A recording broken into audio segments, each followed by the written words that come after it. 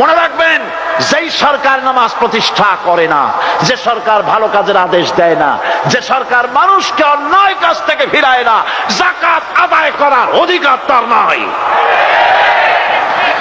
সুতরাং এমন এক সময় আসবে যখন আবার আমাদের জন্য সুখ শান্তি ফিরে আসবে।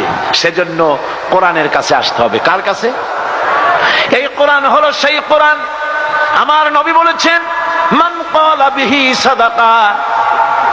এই পল্টন ময়দানে উপস্থিত লক্ষ লক্ষ জনতার উদ্দেশ্যে রাসূলের হাদিস শোনাই, প্রাণ খুলে কান খুলে শুনুন। আমার নবী বলেন, কোরআন দিয়ে যারা কথা বলে ওরাই সত্য কথা বলে। সুবহানাল্লাহ।